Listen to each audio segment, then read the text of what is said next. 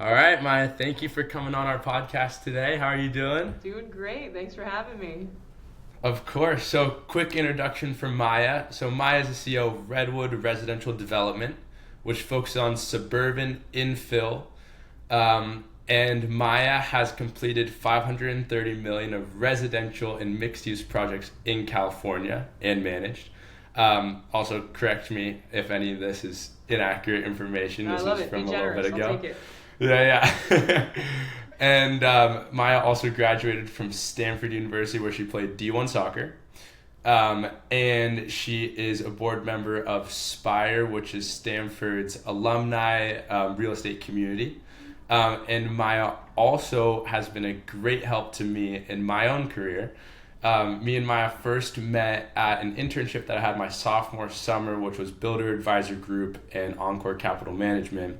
And Maya was actually the first person that introduced me to financial modeling or just real estate in general, from like a modeling standpoint, and she was extremely helpful. So thank you for coming on today, Maya. I really appreciate it. Of course. Yeah, no, that was a exceedingly kind intro. So I should probably log out now so I don't disappoint people. Best is yet to come. So the first thing we kind of just want to dive into is obviously you've had such a wonderful career, and I think the thing that we also didn't highlight is just how quickly after you graduated college that you tried to start becoming a real estate developer. And I think that's like the key that a lot of people are so fascinated by you. They're like, you were in college for 4 years, and then if you look at your history, you started a few years after you graduated, but you tried it first, like right after you graduated. You were in a job for like a year, and then you tried to start a real estate company, and then you went back and worked, and then you did it again. Yeah. And so and that's not easy. It takes courage in order to do that. And obviously playing D1 soccer is no joke, and going to Stanford is no joke, and just being a good, genuine person is no joke. So would love to know what are the influences that kind of have shaped you into this person. And we can start as early back as you want, whether it be your childhood, if that started then, or if you think it's a little bit later on. Yeah, no, I'm happy to chat about that. And I think what you describe as courage, some would describe as hubris, depending on where that lands or what your perspective is. But it started. I'll go back to when I was 12 years old. I was extremely into the computer game SimCity. Is that okay? So that's still. I love that game. Okay, that's not. That's still. Okay, I don't know if that's still a thing, but I played it. Back when you had to put the CD in the drive and then put it in the computer and wait for it to boot, Yeah. kind of. And so that Exactly. was kind of the intro into like, whoa, buildings are built by people very intentionally in places where they're allowed to be built, and it's obviously a kind of a more simplified version of that, obviously, for like a undeveloped child brain, but it kind of introduced me. I was like, oh, I think I could build a career where I do that, and I'm the person that somehow builds the buildings and benefits from the buildings being built and builds them for the people and watches them interact with it, and kind of formulated this desire to get into the built environment in that sense, and then that honed into development proper throughout high school and college. So Stanford doesn't have any real vocational coursework. I know USC has some great classes, and I think they have a master's in real estate development program, which is incredible. So I majored in mechanical engineering because that was kind of the closest that you could get within spitting distance of real estate, and kind of understanding how materials come together and that kind of thing. So fun, challenging, considering soccer was also a part of my life, and soccer too. Those who are listening, or you yourself, you play sports as a kid, you play sports in college, you get really, really good at time management and goal setting. Especially team sports. Not to, poo-poo the individual sports. There's obviously Coco got it figured out as well, but there's a certain amount of time management, self-management, and realization that hard work equals back-end success, even if that immediacy isn't there. So I think that was that was definitely very formative as well. So yeah, coming out of Stanford, I wanted to get into real estate development really badly. I had very little in the way of internships or anything like that, because soccer was very it took over my whole summer. It took over the entirety of your being, really, when you're an athlete. It is very much mono focus in that way. So that myopia, I didn't realize that was going to hold me back in getting into the job market. So I applied to all these firms. I think I applied to like 38 of them and got a bunch of no's, basically. And I went and talked to a professor whose wife was COO of a big developer in the Bay, basically begging him to put me in touch with his wife, and he was like, fine, annoying, I'll do it. So I get coffee with her, and she said, okay, you have no experience, basically, which I'm like, true, but I'm very eager. And so she said, I'm going to put you in touch with a real estate development consulting firm, and I want you to go and get, really a inch deep, mile wide understanding of a bunch of different markets, a bunch of different product types. You're going to work your ass off because it's consulting. It's 9 a.m. to sometimes 2 a.m. and you just get it done. And so I was with that firm for, to your point, less than a year. And I was like, cool, I got it now. You're ready to go. I understand everything. There's nothing more to learn. I'm in. And so I went and basically went to everyone I knew and was on the pitch for raising funds to go buy a house and flip it, renovate it, expand it, do whatever it took to monetize it beyond what it was when I bought it. So that yielded me a very, very small fund and a people who, while they believed in me, some of them were very wary, and which is understandable. I'm 21 or 22 at the time, and so you got 7 months of work experience. Why would they be worried? Exactly. I didn't understand it at the time. In hindsight, I do, but at the time I was like, of course I got this. Come on. And so it was a very go find something that's going to work, and I learned enough financial modeling at this consulting gig, and I learned enough know-how that, the understanding that you should have a budget and a timeline are paramount, and a contingency. And so I went and bought this house in Vallejo, California, which is just north of Oakland, south of Napa. And it was an almost 900 square foot little house that was 3-bedroom, 1 bath. One of the bedrooms was basically a closet, so I ended up knocking down walls. I resheathed the house, repainted everything, redid the floors, everything that was needed. The mechanical, electrical, plumbing got redone, the roof got redone, all the landscaping, hung a picket fence, really tried to zhuzh up something that when I bought it was not, it just was not. I'll leave it at that. And so that, I didn't have a job at the time, so that was my full-time gig. I own a ton of power tools by product of that job, but I was doing a lot of the work myself without permits. And I hope the statute of limitations is passed that I can say that publicly now. But yeah, we can cut anything out. But yeah, so that house sold at almost a let me think about this. Almost 1.7 equity multiple, which, because it was such a short timeline, was like a 50-something IRR. And it taught me a lot about risk.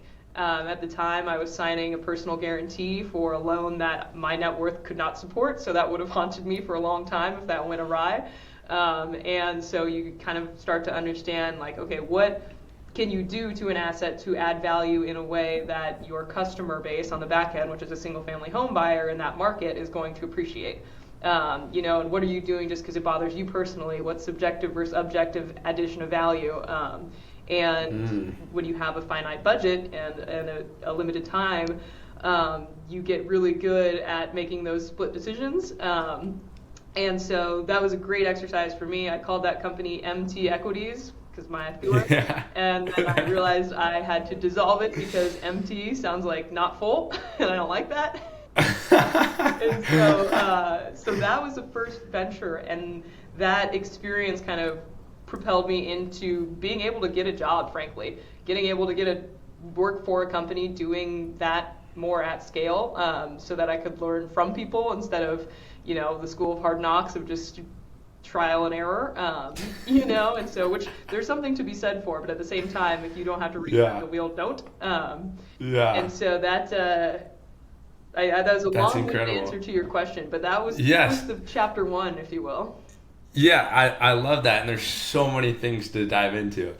So I'll say the first thing, I would love to go back to when you was talking about your Sims and kind of your actual upbringing. So like when you were formulating your idea to become a developer, because I know like a lot of people listening are probably starting to kind of think, I want to do this. And maybe they've even come up with, this is what I want to do, whether it be development, brokerage, whatever. It's one thing to have that idea, but it's another thing to translate it into the things that you did, which is going to Stanford, top school, being a D1 soccer player, top thing, like going and putting in the work to actually get that, like start a development on your own. So where was your motivation coming from in terms of what did that literally look like? Yeah. Like, was there an influence for you that, okay, this is what it takes to get here? Or was that like a trial and error within yourself? Or how did you understand that motivational aspect within yourself? Yeah, I think it was largely role models for one. You see successful people and you think, I want to be them, but more, or I want to be exactly the level of influence and lifestyle that they live is what I want. And so seeing, it's whatever, trite, but it's like, if you see it, you can be it. And that's true, and exposure is everything in that sense. So I think Stanford afforded me that in a really big way, as would a school like USC or any school globally that has influential people either teaching or lecturing, or maybe you have students and your peers are individually impressive. So being in environments where you're a pinball in a machine where you could run into people who have done things that you want to do and have realized those dreams, and you can see that very clearly, was huge. Is that you could see, John Arriaga is a huge developer in Silicon Valley, or was. The late John Arriaga was a huge developer in Silicon Valley, and there's a bunch of John Arriaga labeled building signage on Stanford campus, and so it's like, oh, who's that guy? And you look him up, and then you realize maybe he goes to the gym on Wednesdays, and you're like, oh my gosh, that's John Arriaga, and it's like, these are all the things he did, and that's how he did it. Or, I grew up in San Diego, and there's a lot of Spanos stuff, and who's Spanos? Spanos was the biggest multifamily developer in the 70s, 80s. His family, I think, still owns the Chargers, who unfortunately have since left San Diego. But you see influences like that, and I think it was also independent intrigue. It was like, okay, why look into those people? Why want to do what they did? It's not only because of the affluence, it's because of the influence. And I thought, as a kid, and still, I'm fascinated by not only what one person can achieve and one team can achieve in the built environment, because it doesn't take a lot of people to achieve massive impact, but also that I firmly believe that the best way to influence people is the space around them. And that doesn't necessarily mean that I'm a great interior designer. In fact, I'm a bad one. But I think if you are bringing together the people that can create spaces that people will live, work, eat, whatever, that you have the ability to make someone's life either significantly better or significantly worse, depending on that space. So being in the game of building housing makes me feel very gratified, because I think it's candidly, I think it's a very noble pursuit, especially in California, where it's really, really hard and it's a very vilified profession. But also that, you get to build something that, I myself may never live in anything I ever build. But if I can house thousands of people, if I build 1,000 units, maybe that's 4,000 people that have a house. You know what I mean? It's outsized impact for the amount of work that it's more than just my brain, but the amount of work it takes to bring these into fruition, I think, has outsized impact, and especially considering that you see the name John Arriaga, you see the name Alex Spanos, like those were two individual people with insane influence and insane impact by product of the built environment. Yeah, That's beautiful. And I think all of us that are interested in development can agree with that we do love seeing how the built environment can really impact people. It's very beautiful. Yeah. And so then when you were coming into college, sometimes people freshman year, sophomore year, even junior year take their time finding what they want to do, or they're maybe not committing to something. What potential advice would you have for someone in terms of finding a path and then committing to it? I know you seem like someone that, from your story, that started early, that kind of knew what they wanted and then pursued it. Would you say that is the most important route, or maybe the best route to take, or how would you recommend to someone that maybe isn't quite sure? Yeah, there are, because this is real estate specific, I'll kind of hone it to that. But within the real estate silo, there are so many avenues to affect the built environment, and so maybe it's not even that you want to be seeing the sticks and bricks go together. Maybe you want to be on the planning side, where you are creating the framework for people to come in and then construct. Or maybe you were on the design side. I mean, even on the design side alone, there are so many avenues, from engineering to architecture to landscape to civil, to geotech, to get into and affect this world. So I don't think that going at it with extreme myopia is terribly healthy, because you might pigeonhole yourself into something that you don't absolutely love. Right. And so I think that from an advice perspective, a good question to ask oneself is, do I want to be at a small shop that's scrappy, where maybe I don't have the mentorship or the standard operating procedures that I would, but I'm learning like crazy, I'm drinking from a fire hose, I got thrown in the deep end and I'm learning how to swim? Or do I want to be in a bigger shop where maybe I'll be in the acquisitions department of a national firm that will teach me exactly the metrics to look for? You can get really, really good at understanding, hey, we're going into a new market, we're going to go buy core industrial, and that's your job, and you rock it, so that those are two separate avenues. I think with them come risks either way. You might risk not seeing the entire deal or understanding the life cycle of a project should you go to a huge shop where you end up in a tighter silo.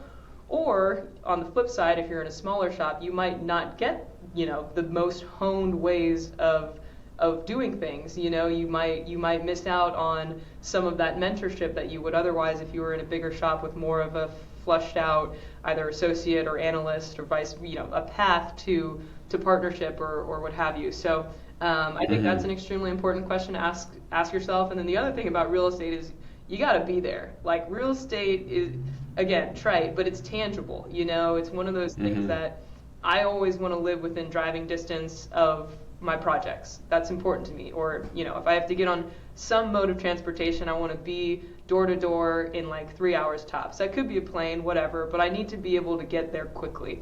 That's important to me. It's hard for me to be able to justify to myself and therefore to investors that, hey, I can go take on a deal in Milwaukee, because, I could go to Milwaukee, spend 5 hours, kind of like this neighborhood, all right, it's a go. I don't have that ability, and maybe some people, I don't know, this is me speaking about myself. Right. That thinking about where you want to be geographically will definitely affect how you approach the built environment. And so that's something to consider too, is that I was born and raised in California. I've been in California. I don't have any desire to leave California, and I would never bet against California. That's actually a core investment thesis that I hold. I like hearing that. Yeah, That's helpful.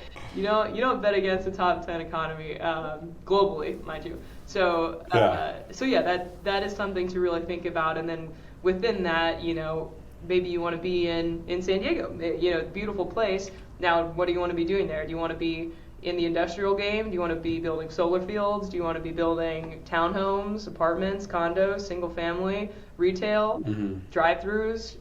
There are a ton of things that you could do.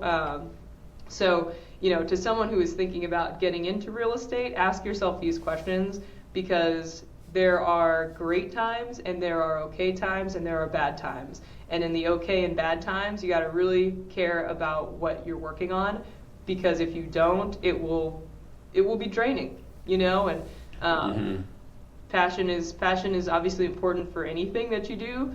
You know, your passion for your relationships, passion for your family, passion for your hobbies, and passion for your work, I think, is just yields a well-rounded life in general. Yeah, that's beautiful. And so what you're saying is understand, okay, I want to go into real estate, get a clear picture of what are my options, understand what those options are. And I think from a college perspective, sometimes it's difficult to be like, okay, like I'm interested in development. It's like, okay, well, what does that mean? Like I haven't actually done development. I haven't actually done brokerage.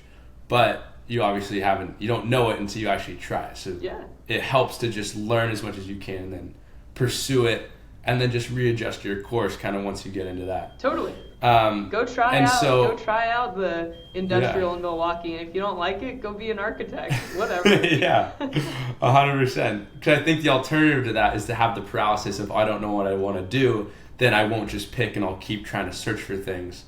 But then that leads to actually, ironically, obviously never knowing what you truly want to do. But so then when you're interested in real estate, you know you're interested in maybe development, at what point do you start narrowing down, okay, this is more specifically what I'm interested in investing in, the type of developer I want to be, this is kind of like my idea, my thesis.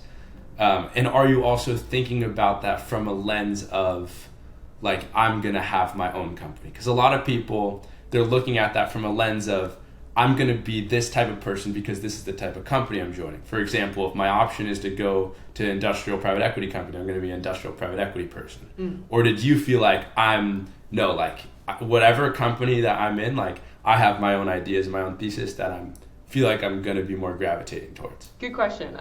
I viewed it as there are some core competencies that I needed to develop, pun intended, to become a developer. So there was, this a short list that I'm going to miss some here, but you need to know how to underwrite. You need to know the acquisition process. You need to know how to entitle if you want to be bringing stuff out of the ground anew. You need to know how to capital raise, and then manage construction, and then lease up, and then asset manage, and then you need to understand disposition and how a seller will view the thing that you just created. So all of those skills, you need to know how to manage a team first and foremost, because you can't do this on your own. That's literally impossible. And so those skills, I came out of college, I maybe had one, like team management, just because, you play sports, you get good at understanding how people operate around each other. I work in consulting, I got good at underwriting. And so from there, went and worked for a private equity shop that was buying existing buildings and adding value in whatever capacity. And it wasn't all residential, it was, we had tech office, we had industrial cannabis warehouses even, we had some rent-controlled apartments, a piece of land in wine country. It was this very motley portfolio, but, byproduct of that, it was also, I should say, it was tiny. There were two managing partners, myself and a CFO, and so it was the former of what I talked about previously, where it was extremely small and scrappy shop. And from them, I learned asset management, I learned project management, I learned to a certain extent investor management, because you have reporting standards, and when your team is so small, you are all working on that. And so from there, went and worked for a developer building a big building in San Francisco, and it was half condo, half hotel. It was like a $373 million behemoth. And from there, that was the real ground up experience that I wanted. So all of these places I looked at as a wet rag to really squeeze. I hope all my old employers listen to this. They'd love it. But it's like I, in that sense, was both a really good and a really bad employee, So it's like you ask a million questions, you're volunteering for a bunch just to learn as much as you can, but then ultimately you take all that and leave, Yeah, exactly. They're like, we're growing this person, and it's like, no. So So I'm gonna go try to do a random redevelopment. Exactly. And so funny. that working at all of those both honed my own theses and allowed me to glean those skills that I saw as the completion of the developer pie, if you will. Yeah. So that is how I looked at it. So it didn't necessarily mean I'm going to go build a small building coming out of the ground and then I'm going to do bigger and bigger and bigger and bigger buildings. It was more so I'm in, if it's real estate writ large, I'm in the sector that I wanted to be in, which was, call it real asset management. You're an alternative sponsor. Someone's allocating money because you're investing in an alternative, which is a real asset, and you zoom out to the person that gave you money, you're just an allocation in their fund, but to you have all of these projects that need to go correctly from a budget and timeline perspective because you're a fiduciary. So as long as I was in that space, as long as I was dealing with projects that had, by that logic, timelines and budgets, I felt like I was learning, and I felt like I was in the right place to then go start my own, which was about 2021, focus on a market that I found compelling and a product type that I found compelling, and convince people that I myself was compelling as a manager of not only the project but of their funds. Yeah, and that's an interesting. You said two very interesting things specifically. I like the developer pie concept, where you have to kind of like form it, because that's really what it is. Like my grandfather was a real estate developer. And you have to know a lot about a lot, but you also just have to know how to bring the right people and things kind of together to make something happen. And you have to know like the right skills. So it's interesting to think about that. And then also in terms of, you said that you had to, I forget the exact wording you just said, but it was something about your own capacity to be able to even pursue this on your own, like in general.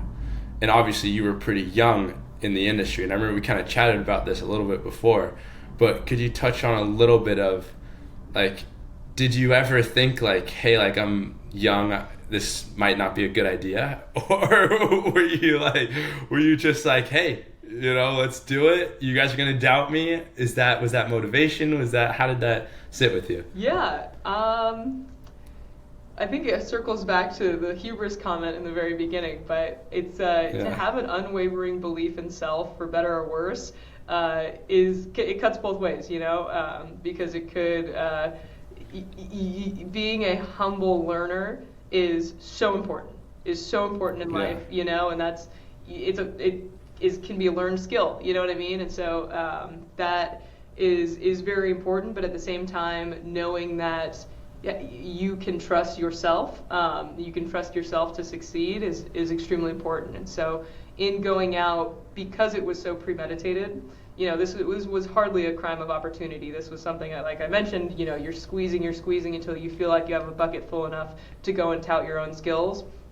And so with that, like me, myself, Maya, I could have all the charisma in the world. I could be charming, but I had to produce results, and I had to have an opportunity that was compelling. So that was the ultimate focus. The latter was ultimate focus in terms of find a piece of land on which you could build housing, which would produce returns compelling to a limited partner. So that mandate, if you will, that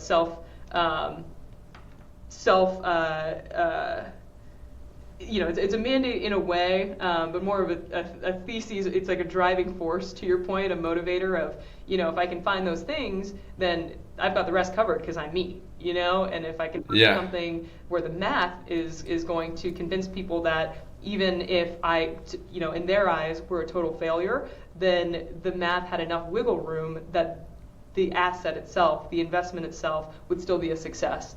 So with that, you do a ton of underwriting, you do a ton of diligence, and you find an opportunity, and in that you have to make yourself, in whatever opportunity it is, you have to make yourself indispensable. So, it was, I put up what was at the time my entire net worth basically into a deposit for a piece of land in Sacramento, and I convinced the guy to sell it to me, and I think the way he saw it is, I'm going to give this kid some time. If she can't do it, then I'm no skin off my back. And so at that point, I feel like hell to get dollars in the door so that you could do this. And because I owned the PSA, the purchase and sale agreement, and I had put up the deposit, like you couldn't go buy the land out from under me, like I controlled it. And I also was unwilling to flip that contract and just say, okay, private equity firm X, you guys can run with this and take it into your project and I'll just make a margin. Like I wanted to build things, I wanted to build things, and in order to do that, you have to establish a track record, because 10 years from now, when I go to raise, more money, or even now when I go to raise more money, they're going to say, cool, awesome, cool concept, what have you done? And how many notches do you have in your belt? And so that was what I was really what I was after. And so, to answer your question directly, it was, I know I can do it, and even if someone else doesn't think I can, they're really going to want to get in on this deal. Yeah. It really is that like unwavering self-belief that you have. That's so important.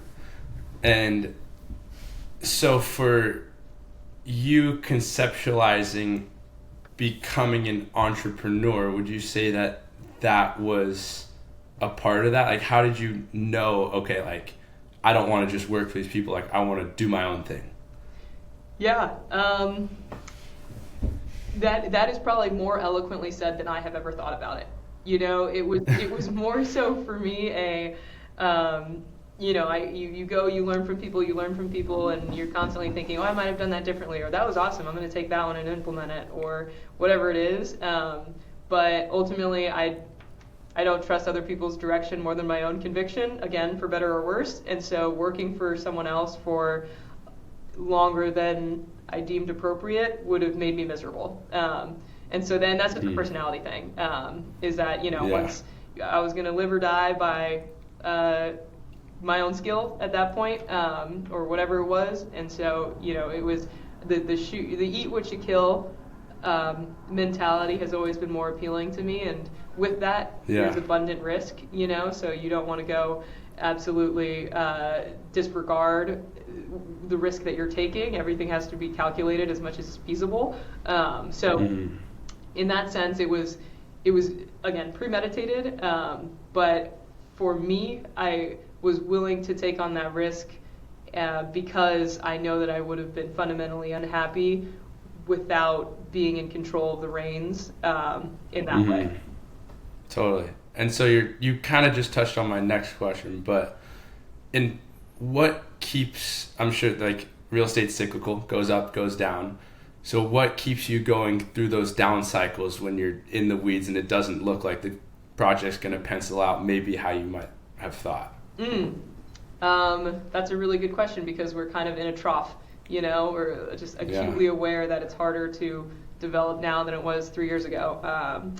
So in the downtime, I mean, you have to be very judicious about the deals that you do. Like, I haven't picked up a new acquisition in the better part of 2 years, which is given me the shakes, frankly. You become a bit of a deal junkie, and you need a hit.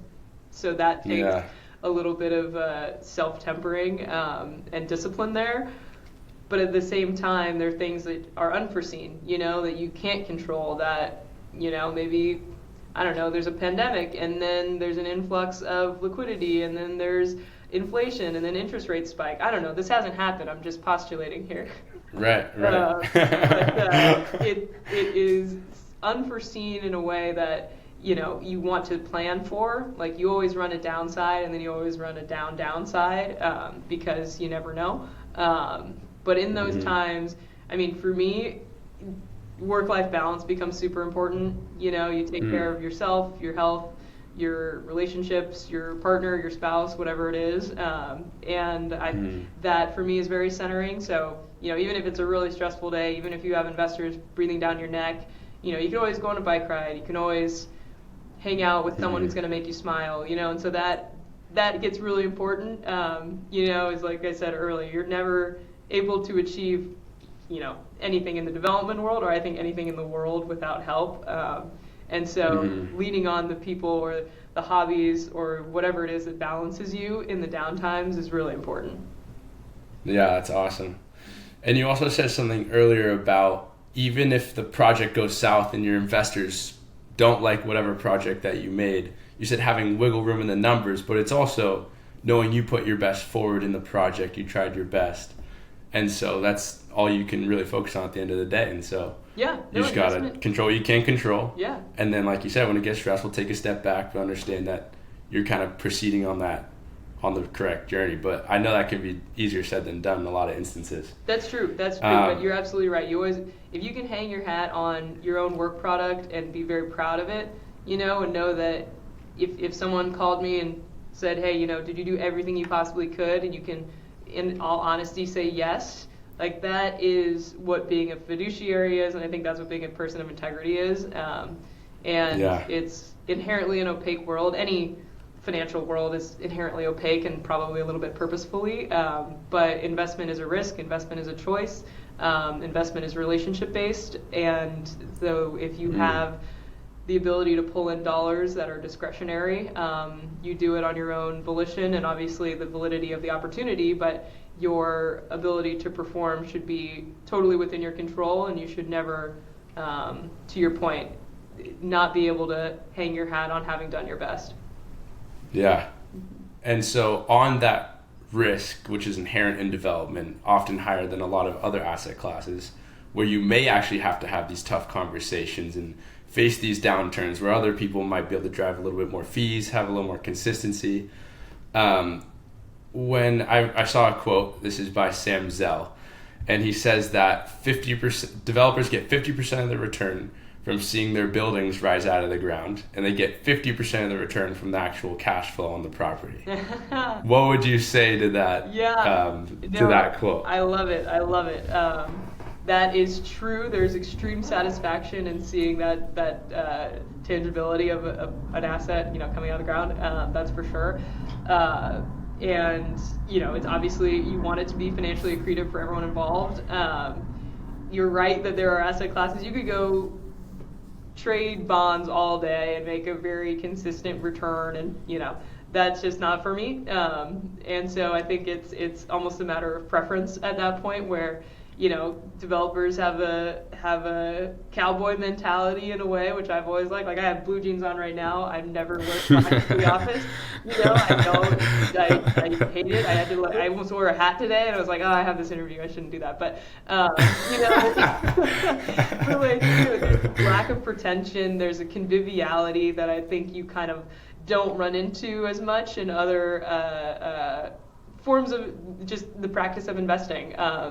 And so you can add immense value as a developer. Obviously, you're taking land and turning it into building, or you're taking less good building and turning it into better building. And so that's uniquely satisfying. But it's, you ride the ups and you ride the downs, but ultimately you have to keep participating. You can't quit because the downs exist. You have to hang in there, and that's when the ups start to happen. It's funny, there's another Sam Zell story that I like where he is describing that act of participation, and it's an anecdote, whatever. It's this guy he's running out of money, and he goes to church or whatever establishment, and he's like, God, I really need to win the lottery. Please let me win the lottery. And so a week goes by, he's in even worse shape, and he's almost having to file bankruptcy, and he goes back, he's like, God, I really need to win the lottery. Come on, give me a chance here. And then ultimately he has to declare, he loses everything, and he goes back and he's like, God, why didn't you let me win the lottery? I pleaded with you. And then God comes down and says, man, if you want to win the lottery, you got to buy a ticket. Yeah. And that is real estate to a T, is that you have to hang on, because those cycles will ebb and flow, and as long as you're participating, you'll hit an up, and as long as you're judicious, you'll survive a down. Yeah, and I knew that story because I think we're referencing maybe from the same book, which is, do you know Am I Being Too Subtle? Yes, I love by that Sam book. Zell. So if you're listening, interested in development or just real estate in general, great book. It is. And I also know, are we running out of time here? I'm unfortunately back to back today. Not ideal for a Friday, but no problem at all. We could keep going for hours, it feels like. I know, we 100% could. Well, this doesn't have to be our only session. We could bring you on in the future too. Right on. Well, thank you for the opportunity. This is great. I hope it is generally valuable, and folks are more than welcome to reach out to me as if Yeah. we left some loose ends here. 100%. Thank you so much for coming on, Maya. We really appreciate it. Of course.